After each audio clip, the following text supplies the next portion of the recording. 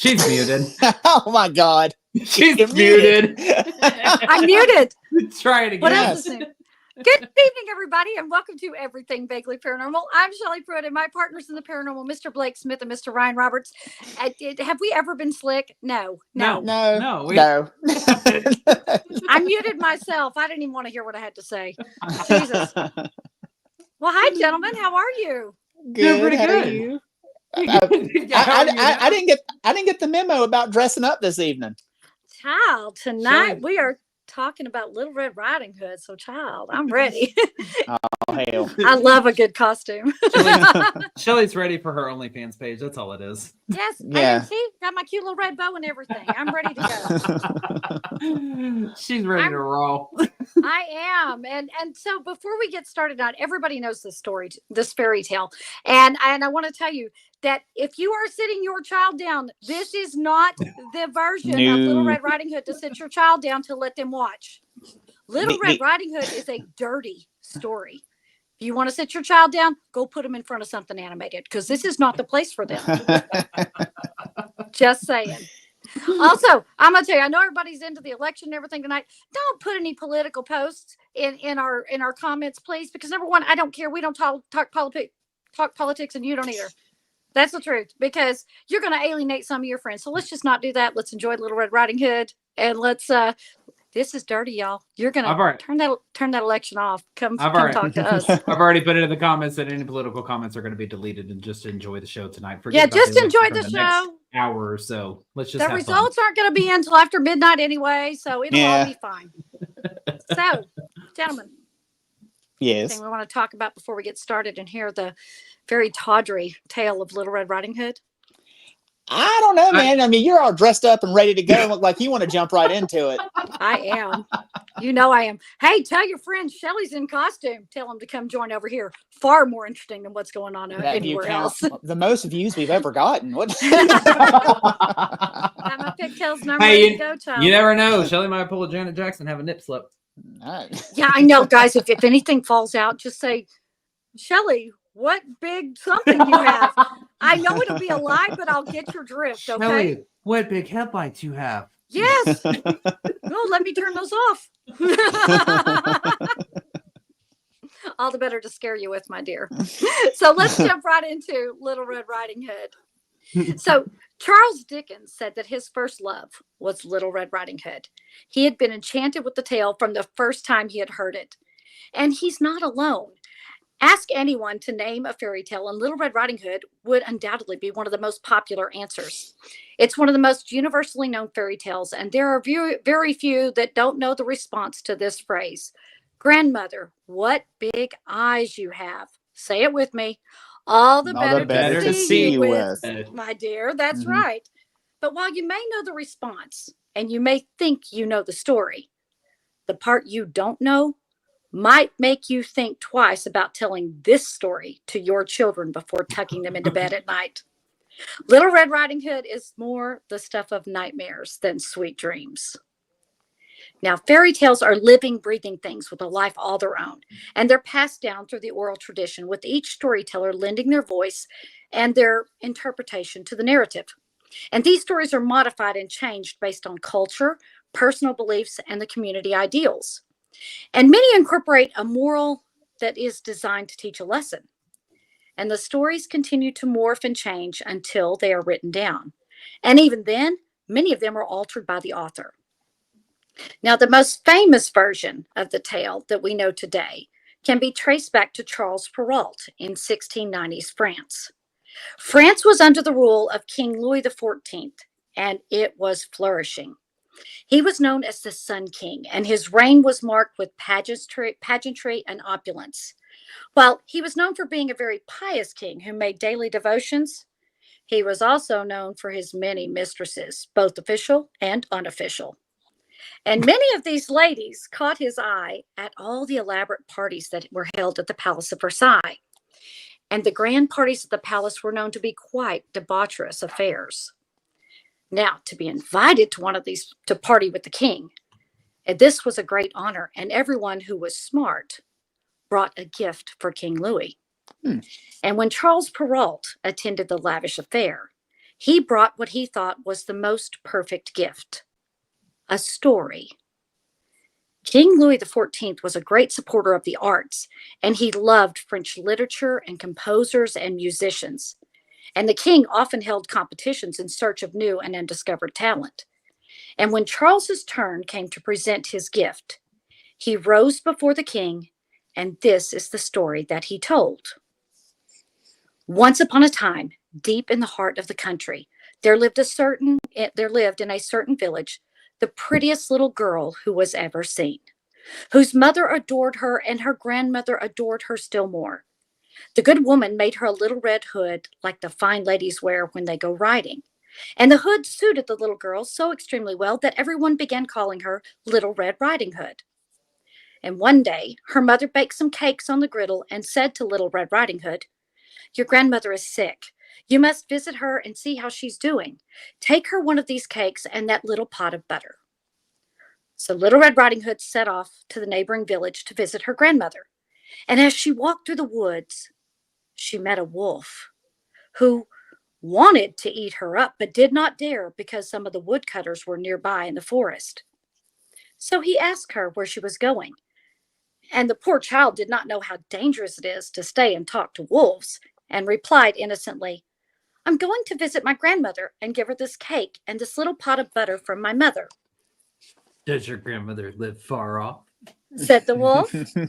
"Oh, yes," answered Little Red Riding Hood. "She lives beyond that mill you see over there, and it's the first house you come to in the village." Well, Said the wolf. I shall go and visit her too. I will take this road and you can take that road, and let's see who can get there first. And the wolf ran as fast as he could along the shortest path, and Little Red Riding Hood took the longer way, and made it even a little longer because she dawdled by gathering nuts and chasing butterflies and gathering bouquets of wayside flowers. And pretty soon, the wolf arrived at grandmother's house, and he knocked on the door. "Who's there?" Your granddaughter, Little Red Riding Hood. replied the wolf, disguising his voice. I have brought you a cake and baked on the griddle a little pot of butter from my mother. Now, grandmother was lying in bed because she was ill, and she called out, "Pull the bobbin and the latch will go up." Well, the wolf pulled the bobbin and the door opened. He had not eaten for 3 days, so he immediately fell upon the good woman and gobbled her up in an instant. And then he closed the door and got into the grandmother's bed to wait for Little Red Riding Hood. And at last, she came and knocked on the door. What the fuck do you want? No, I'm just kidding. Who's there? Bitch, who is it?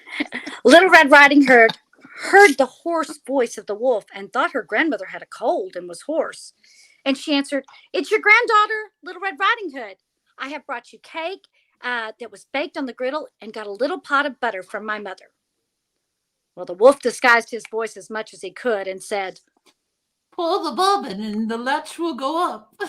So Little Red Riding Hood pulled the bobbin and the door opened. And when the wolf saw her come in, he hid himself under the bedclothes and said to her, Put the cake and the little pot of butter down in the bread bin and come and get in bed with me. What is this voice? "Well, Little Red Robin, Little Red Robin, what the Little Red Robin. I don't know, something else Oh, in my hello, brain. wolf. Oh. Let's continue. So Little Red Riding Hood took off her clothes and got into bed. Whoa. And she was greatly surprised to see how odd her grandmother looked in the night clothes. And she said to her, "Grandmother, what big arms you have." All the better to hug you with, my dear. "Grandmother, what big legs you have." All the better to run with, my dear. A workout. "Oh, grandmother, what big ears you have." All the better to hear you with, my dear. "Grandmother, what big teeth you have."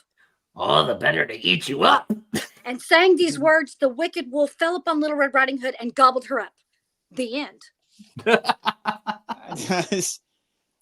there Okay. was no happy ending in Charles Perrault's story. So that's the end. So now, it's normally the German fairy tales that don't have the happy ending. So this French fairy tale, so the woodman and everything else that you've always heard, Not from Charles Perrault's original version. That is not from the original story that Okay. he wrote down and published. Okay. And the king's just like, Well, that I'm going to it? tell you what the king thought about it. So, even though there was no happy ending, the court and King Louis XIV loved it.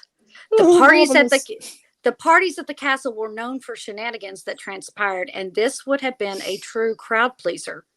All of King Louis XIV's parties, at all of them, excess and sexuality were encouraged. Hell yeah. And at these risque gatherings, jewelry and the color of a person's clothes would have denoted whether the person was single or married, or if it didn't matter. And the red hood on a young girl in the story could be a designation that she was of age. And a sly wolf deceiving a young girl in red and getting her into bed with him would have been quite the naughty conquest, ultimately leading to her demise. The symbolism being the wolf devouring her virginity. And the slang at the time in France for a woman losing her virginity was that she had seen the wolf. Well, wait a minute. Then what the hell did he do to the grandma? He just ate her. Okay. But Wow. it should be noted. Go ahead. I didn't realize there was all that connotation with it. Mm. No, See what I mean? I guess you couldn't carry a pineapple around back then, so just throw a hood on. But it should be noted that a decent woman would never wear red in the 17th century because it was the color of sin. And only ladies with questionable reputations would ever dare to wear red. Hey. The tale was often retold in the court, with each storyteller finding a way to make the innocent sounding story more lewd than the previous. But why was the wolf a villain? See, now during this time, there was already a prevalent fear of wolves in the French countryside, and the French countryside was overrun with them. And it was only 63 years later that the beast of Gévaudan would terrorize the French peasants.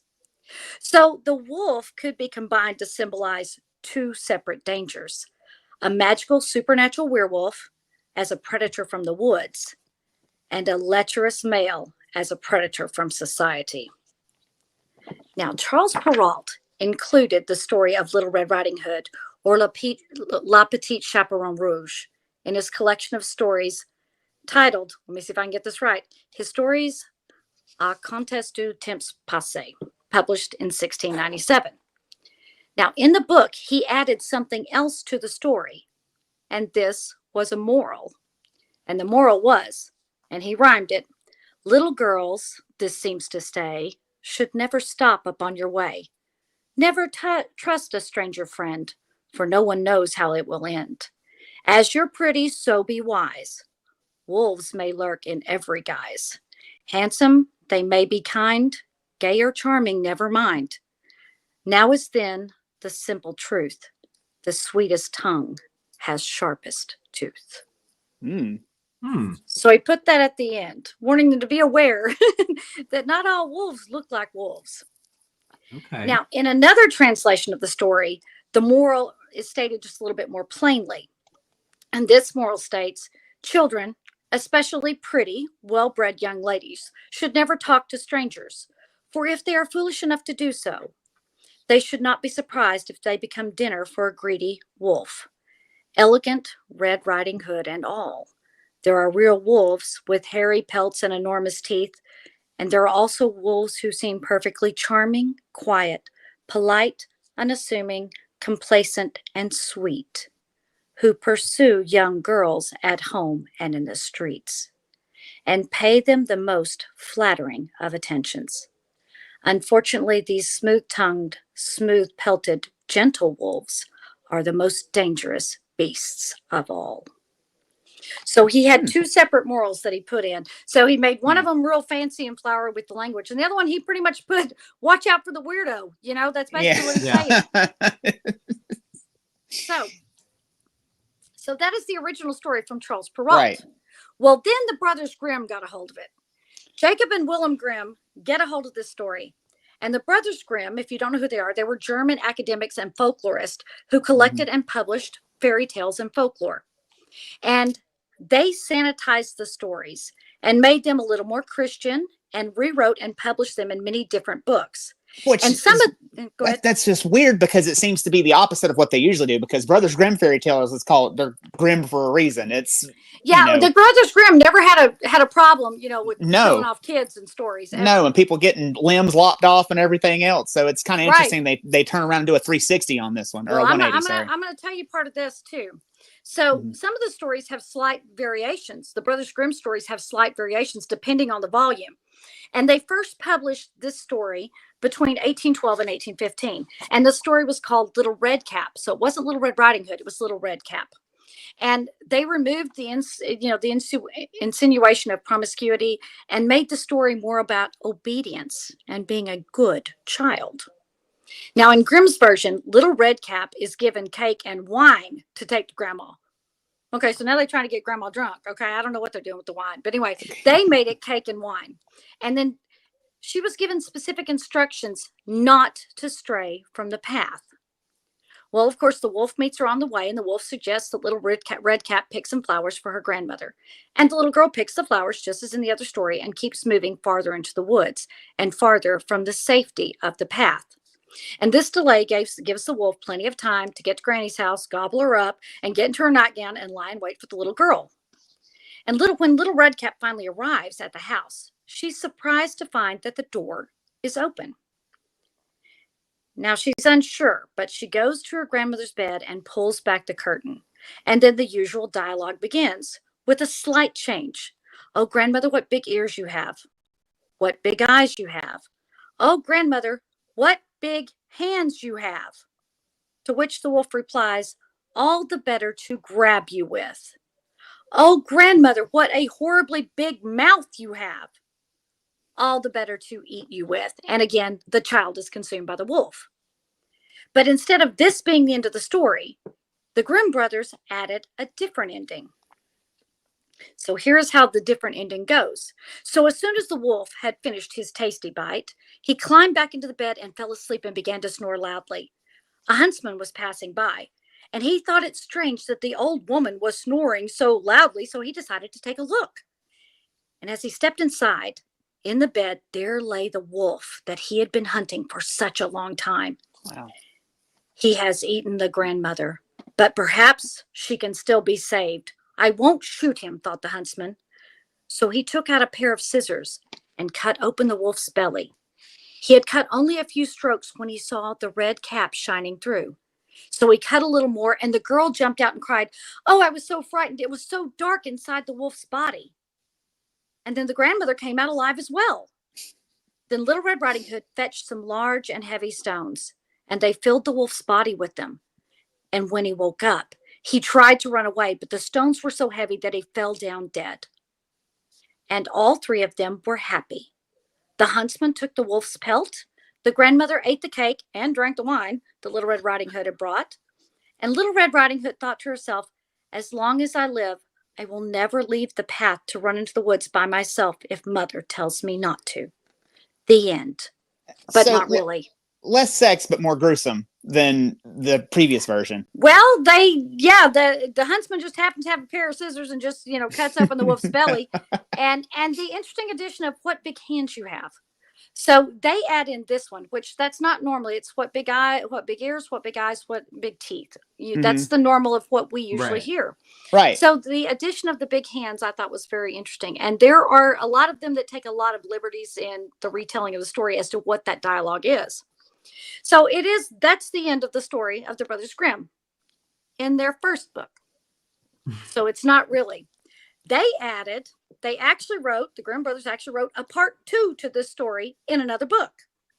And they did, in this one, they changed the story from Little Red Cap back to Little Red Riding Hood. Okay. And they told of how the girl had learned to be obedient. And it goes like this. On another day, Little Red Riding Hood was taking some baked things to her grandmother. And when another wolf spoke to her and wanted her to leave the path. But Little Red Riding Hood took care and went straight to her grandmother's house. And she told her that she had seen the wolf and that he had wished her a good day, but he had stared at her in a wicked manner. If we hadn't been on that public road, he would have eaten me up, she said. Come, said the grandmother, let's lock the door so he can't get in. Soon afterwards, the wolf knocked on the door and called out, "Open up, grandmother. It's Little Red Riding Hood. I have brought you some baked things." But they remained silent, and they did not open the door. So the wicked one walked around the house several times and finally jumped onto the roof. He wanted to wait until Little Red Riding Hood went home that evening, then follow her and eat her up in the darkness. This all sounds very sexual. I know. I'm hearing it as I'm reading it. But the grandmother saw what he was up to. And there was a large stone trough in front of the house. "Fetch a bucket, Little Red Riding Hood," she said. "Yesterday I cooked some sausages. Carry the water that I boiled them with to the trough." Well, Little Red Riding Hood carried the water until the large trough was clear full, and the smell of sausages rose into the wolf's nose. He sniffed and looked down, stretching his neck so long that he could no longer hold himself, and he began to slide. He slid off the roof and fell into the trough and drowned. And Little Red Riding Hood returned home happy and safely. The end. How many damn sausages did Grandma cook the day before? Good Lord, she drowned them Apparently, in sausage water. she had enough sausage water to fill a damn Damn. trough. Grandma must have been a little bit ravenous that day. Yeah. I don't know. Hold on, but I want to know out of this picture, what the fuck is this wolf smoking? Well, this wolf, she said that he looked Chesterfields. at her wickedly. He looked at her wickedly. I mean, I don't know if that's wickedly so much as like, hey, is Taco Bell still open? I'm kind of looks a little cross-eyed to me. I love it. But while the two stories are similar, the messages are different. Perrault's story emphasizes the lesson of don't talk to strangers. Mm-hmm. And the Grimm brothers added the warning of not to leave the path, perhaps as a reminder to follow the teachings of Christianity and resist the temptation to stray. Now, Perrault's version is clearly not for children, as the girl willingly takes off her clothes and jumps into bed with the wolf. Now, in Grimm's version, she just approaches too close and is eaten. Now, the Grimms also introduce a savior character into their story in the form of the huntsman. Mm-hmm. He rescues the damsel, and they experience a symbolic resurrection. However, the Grimm brothers do allow the child a moment of ingenuity when she collects the stones to fill the belly of the wolf, which is, of course, the ultimate demise of the wolf. Now, is anybody else kind of getting a David and Goliath vibe here? Big bad wolf, Little Red Riding Hood, defeating with the stones. With stones. With the stone, I can see that, yeah. But the variations of the story only get darker from here. Ooh. Ooh, that's what I'm saying. You don't Okay. know all about Little Red Riding Hood. We about to educate you. Oh shit. Mhm. So if you think those were, just wait. Now, the true story, the true origin of the story is alleged to be traced back to a Greek storyteller named Aesop, who lived between 620 and 564 BCE. And the stories were, go ahead. I was just saying, damn, it can be traced back that far. Mm-hmm. Mm-hmm. The origin of the story. Yeah, no, but damn, that just seemed wow. And of course, there is a debate as to whether or not Aesop was actually a living person. But for the purposes of the story, we're going to assume he was. All right. Because there's we have a documentation that someone at least calling themselves Aesop lived between 620 and 564 BCE. Okay. So the stories were eventually written down by Roman writer Phaedrus around 2,000 years ago. Now, Aesop is credited with writing over 600 short stories that teach a moral or a lesson in all. And the fables were often written about animals with human characteristics. And collectively, they are known as Aesop's fables. And the origin of the Little Red Riding Hood story is thought to be in the story of the wolf in sheep's clothing. And the story goes, a wolf was having difficulty hunting a flock of sheep due to the vigilance of the shepherd. And the wolf found the skin of the sheep that had been flayed and thrown aside. He pulled the skin over himself and strolled among the sheep. A lamb began to follow the wolf in sheep's clothing. And once the lamb had been led away from the flock, she was gobbled up by the wolf. And the moral of that story is that appearances are deceptive. Mm-hmm. Now, Aesop's fables predate the Bible. And it is also interesting that the Bible also contains a reference to a wolf in sheep's clothing. And this is used to reference the devil or a false prophet. Mhm. Found in Matthew 7:15 through 20. In Jesus' Sermon on the Mount, he warns, beware of false prophets who come to you in sheep's clothing, but are inwardly ravenous wolves. You will recognize them by their fruits. And this sermon suggests the true nature of the false prophet or the devil would be revealed by their actions. Mhm. But I will tell you this: that the wolf is not he's not always the villain in the story of Little Red Riding Hood. Really? Yeah. In a version that's popular in Italy and Austria, titled Little Red Hat, the wolf is replaced by an ogre. And if you're eating right now, put down your sandwich, because Man. this story is going to be gruesome. Leave it to Austria to come with the ogre. I love it. So here we go. This one has an ogre. And again, Okay. put down your snack. Oh God. Once there was an old woman who had a granddaughter named Little Red Hat. And one day they were both working in the field when the old woman said, I'm going home now. You come along later and bring me some soup. And after a while, Little Red Hat set out for her grandmother's house, and she met an ogre who said, hello, my dear Little Red Hat. Where are you going?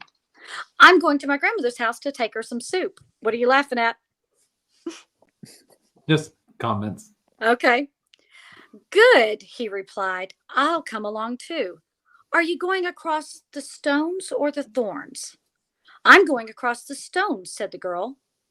Then I will go across the thorns, said the ogre. And they left. But on the way, Little Red Hat came to a meadow where beautiful flowers of all colors were in bloom. And the girl picked as many as her heart desired. Meanwhile, the ogre hurried on his way, and although he had to cross thorns, he arrived at the house before Little Red Hat. He went inside, killed the grandmother, ate her up, and climbed into her bed. He also tied her intestines onto the door in place of the latch string and placed her blood in a bottle, her teeth and jaws in the kitchen cupboard. Man, you think she ain't gonna notice some Holy entrails instead of a fucking string on the door? Holy shit. Well, he had barely climbed into bed when Little Red Hat arrived and knocked at the door. Come in, called the ogre in a dampened voice. Little Red Hat tried to open the door, but when she noticed that she pulled on something soft, she crawled out, Grandmother, this thing is so soft. She said, ew. Just pull and keep quiet. It is your grandmother's intestines. What did you say? Just pull and keep quiet. I've heard that said to me before.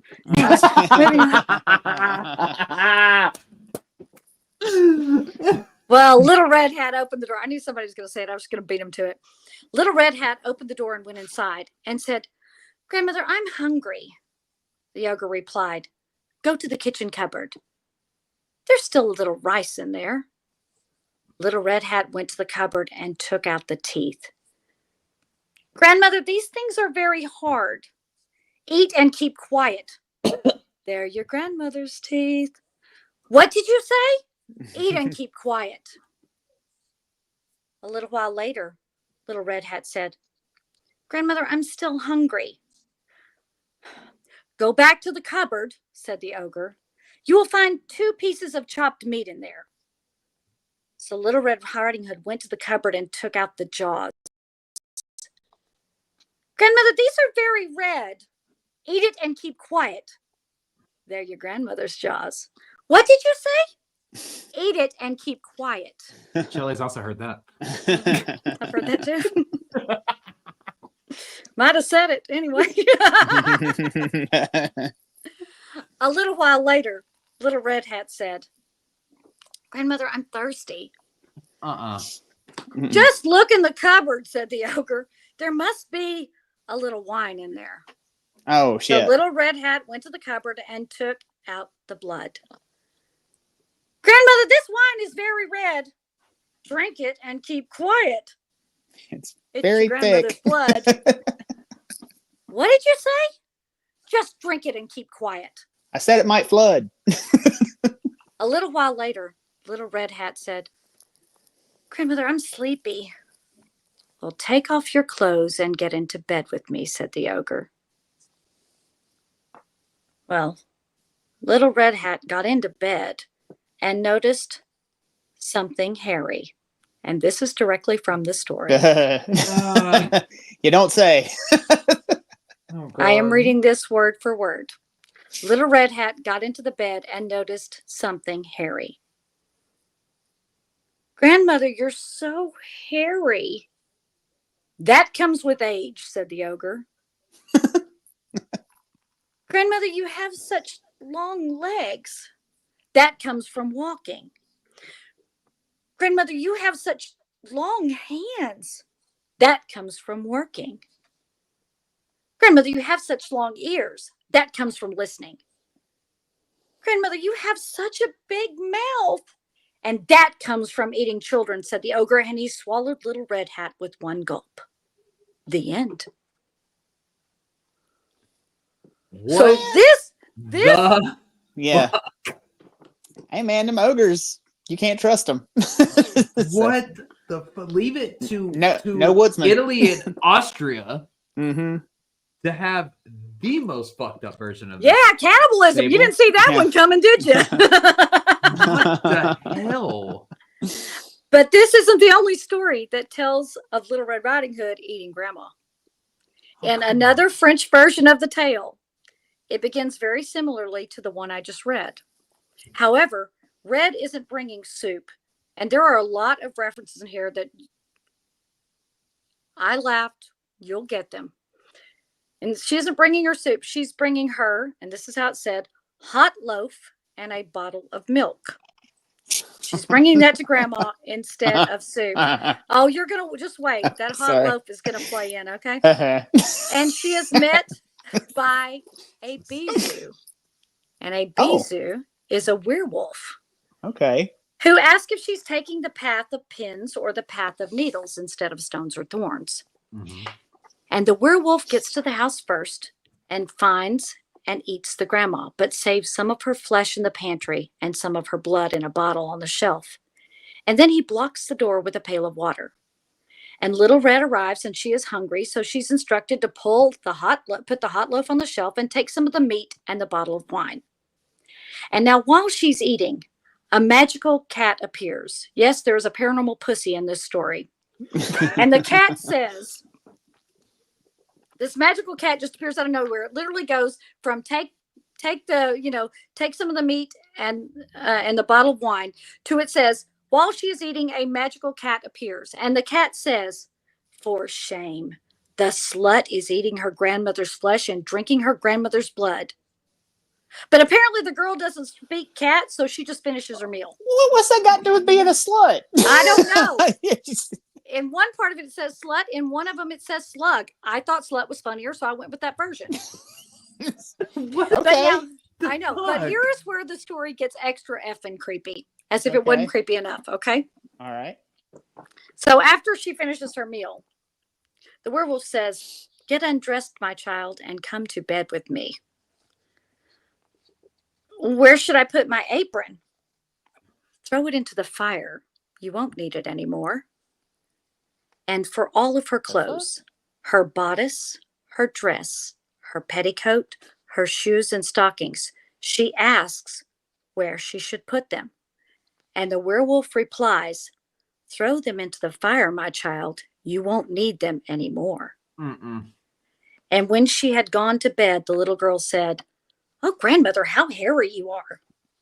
"The better to keep myself warm, my child." "Oh, grandmother, what long nails you have." "The better to scratch myself with, my child." "Oh, grandmother, what big shoulders you have." "The better to carry firewood with, my child." "Grandmother, what big ears you have." "The better to hear you with, my child." "Oh, grandmother, what a big nose you have." "The better to take my tobacco with, my child." Apparently, this werewolf snorts tobacco. I don't know. Dipping snuff, I guess. I don't know. And then, of So- course, the line that we all wait for. "Oh, grandmother, what a big mouth you have. The better to eat you with, my child." But the girl, thinking quickly, says, "Oh, grandmother, I have to do it outside." "Do it in the bed, my child." "No, grandmother, I really have to do it outside." Okay. All right, but don't take too long. This is all right. So the Bijou tied a woolen thread to her foot and let her go. And as soon as the girl was outside, she tied the end of a thread to the plum tree in the yard. But the wolf grew impatient. Are you doing a load? Are you doing a load? Dropping a hot loaf. And not hearing a reply, he jumped out of bed and hurried after the little girl who had escaped. He followed her, but arrived at her home just as she went inside. The end. The What? chick faked having to go to the bathroom to get away from a predator. I think every female's done that. But what the hell? The wolf wanted to say, just do it in the bed. No, Jack, what's wrong with you? Yeah. Weirdo. There's some weird ass versions of this fucking story. Uh-huh. I mean, how would you have liked to have been a child in the 17th century being told that story before bed? But I got to tell you, out of all of them, I like this version of the story the best because the girl figures out a way to escape her captor on her own and without the need of a savior. Mm-hmm. And even though she's initially fooled by the werewolf in grandma's clothing, she realizes the danger and she uses her brain to figure out a way to escape. She has the ingenuity to tie the string to a tree and buy herself some time, then run for her life naked through the woods to the safety of her home, ultimately rescuing herself. So that is my favorite version. As creepy and weird as it is, I like that one the best because she doesn't need to be saved. Right. She don't need Now, no man. That's right. Independent woman. INDEPEN. Oh, sorry. Now, My bad. fairy tales are a valuable part of childhood. They embody fantasies and fears and experiences through the product of imagination. And because we constantly change over time, we never read the same story twice.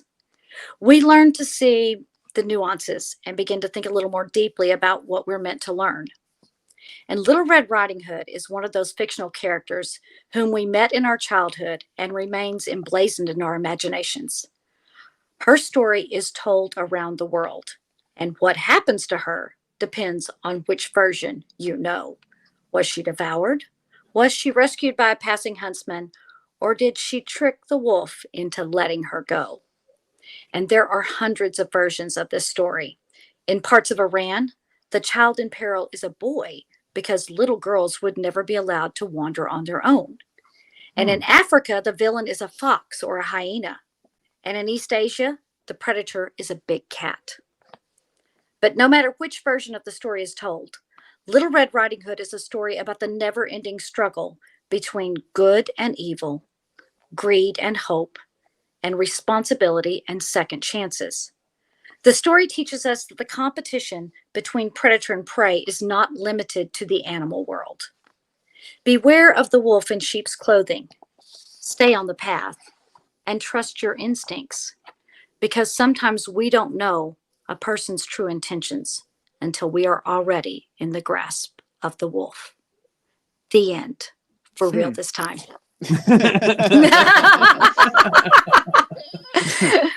And I'm telling you, there are so many different versions of this. I picked those 1, 2, 3, 4. I picked those 4.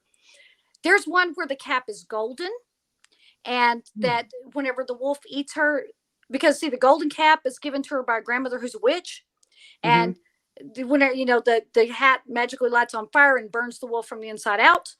There's one where the grandma's a witch and she's been at the market selling her herbs, and she gets back just in time to rescue Little Red, where they catch him in the sack and they chunk him down a well and drowned him, which that one's kind of cool story too. It actually also has some basis from the Norse mythology, where, and if I can't remember, but Thor's hammer's been stolen. And they go to retrieve it. They say, hey, I'll give you back the hammer if you bring me Freya. And Freya pretty much goes, no, screw you, get your own damn hammer back. So Loki and Thor is dressed to deceive and I can't remember, I'm sorry, after Therum, who has stolen his hammer. And literally he's dressed as a woman, and he's eating. And Thorum says to him that, I've never seen a bride so ravenous. And they were like, oh, she hasn't eaten in 8 days in anticipation of meeting you. But anyway, they deceived. And the concept of men dressing up to deceive or be sly is one that it's prevalent throughout most of the fairy tales. So Right. Yeah. what do you guys And think about Little Red Riding Hood? It's interesting that you were talking about guys like spans from Africa to East Asia and started in France. It's interesting to see how it permeates different cultures and how it changes just a little bit depending on what border it crosses. That's always neat to see. Well, I mean, it's a Mhm. what am I trying to say? Collective moral from around Yeah. the world. You know, I mean, everybody's going to take it and tailor it to their own culture, their customs, and like put whatever bad Mhm. guy is in their cultures and custom into the Right. the Right. role of the big bad wolf, and whatever innocence and all that kind of stuff into the role of Little Red Riding Hood. So it's no Mhm. wonder that we have hundreds of versions of the story, just as we do with every single type of fairy tale. It's It's out basically there. the story of good and evil, darkness and Mhm. light. You know, you have the Yeah. now it's interesting because in Perrault's version, he never says how old the girl is. He says the Right. girl. With him putting her in red and telling us it's a debaucherous story for King Louis, she was more than likely 14. Mhm. That's kind of how it's analyzed. But the one in the last one I read you, they say little girl. Yeah, That that's the wolf is like, take Yeah. off your clothes and get into bed with me. And Yeah. that one, a lot of people, you know, I read some scholarly, you know, and by the way, this story is studied. And you can find Hmm. people who make comparisons between stories and break it down and have analytical breakdowns. They had psychological, you know, reading the meanings of the symbolism and the psychological, you know, evaluations of this story. And they made particular reference to the Grimm brothers putting in a bottle of wine as being like a phallic symbol, and that, you know, the break, you know, that it's frail, and that breaking the bottle, you can't repair it, and kind of like to a woman losing her virginity, once it's broken, it's broken. And then of course, then another guy, you know, was arguing with them about this, and he says, you know what? Like Freud says, sometimes a cigar is just a cigar. It was just a Right. bottle of wine, you know. So this is one that if you want to go and find all different versions, just go internet search different versions of the story of Little Red Riding Hood. There's a reason why I had to put this back a week. That's the reason Blake was kind enough to go last week, because I couldn't Yeah, narrow it down. we There's had so many. we had to flip flop. But wait, serious question: are we sure that virginity can't be restored? Because I mean, at this point, like, it's been so long. I went sprinting. For and me, flip-flop. yeah, I think it's Well, run back. I think I'm all good. I went sprinting in flip flops the other day just so I could remember the sound. I'm Yeah, a whole you new know. woman. I'll just put up my cap and just go on about my business. Yes, I'm right here, babe. Come find me. I need me a wolf, child. Jesus Well, and Christ. it's I mean, it's interesting. I mean, this is another one of those stories, just like we did last week with Bloody Mary. I mean, look how many times she changes variations throughout Yeah. the world. I mean, and again, it's another one of those with the proliferation of social media and all of this stuff. I mean, these tales now and folklore from around the world are able to reach audiences they were never meant to reach. Way wider. Yeah. Yeah. Like how many entities out there, for instance, in our world, you know, with the paranormal, have we now heard of thanks to social media that we probably never would have come across? Right. Right. So, but it is always interesting, though, to see how far some of these stories spread in ancient times or in, you know, the 1700s, 1800s, because of, you know, people going around the world and trading and taking those stories with them and seeing just how far flung they can become. That's always a lot of fun. And that is where a lot of the spreading of the story came from, because there were guests that were not from France as well that were in King Louis's court, and so, you know, there had been honored guests at his, you know, debaucherous, risque party, and I was going to go into a little more detail about that, but yeah, okay. You can imagine. So, I mean, it's a monarch sex party. That is basically what these parties were. It's a Friday night at Blake's. Oh, child. In case you're ever wondering, And so this is, he's kind of given a credit, Charles Perrault, by telling the story at this party, and it being told rather in a lewd fashion, that it kind of, whenever the people dispersed from the court and went back to wherever it was that they came from, they told this story. And that's kind of credited for how it began to spread so quickly. Foreign, what, go ahead. Uh-oh.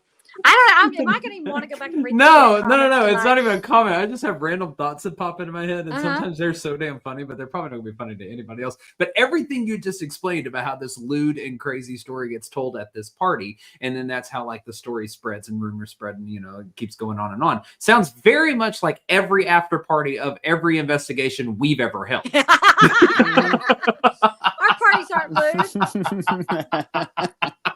They might be debaucherous, but they're not just usually too lewd. just But how it happens. when Something story gets told, and then rumors Right. start to spread. Next thing you know, Shelly took somebody's like amputated leg or something. I don't know. I gave it back. Not before she drank out of it, though. Shut That's up. true. That was a dare. She did. We gonna start swapping stories? Is that what we're doing right here? We're showing you how Little Red Riding Hood could change variations so easy depending on who's telling the story. So which one of the versions, because again, I told you before, which one of the versions was your favorite? I Oh, of guess course. I want to know. The last one. Of course, the most Yeah. gruesome one where the intestines Yeah. tied around and all that stuff and everything. But yeah, of course, I'm sitting over here going, I'm like, That's why I trying to said, hold put down my your dinner. sandwich. Put your sandwich Yeah, down. yeah. This is not a. We had somebody in the comments go, but Shelly, I'm enjoying my pickles. Yeah, the one with the ogre was really cool, but the last one I thought, like you said, was really interesting, where she was The able to, werewolf. where she was able to get away on her own, under her own power, and be like, "Later, nerd." I have So- to tell you that the whole thing about bringing the hot loaf and then she's going to do it in the bed. The grandma, Yeah. the werewolf's like, just do it in the bed, and she's like, ew, no, I really have to go outside.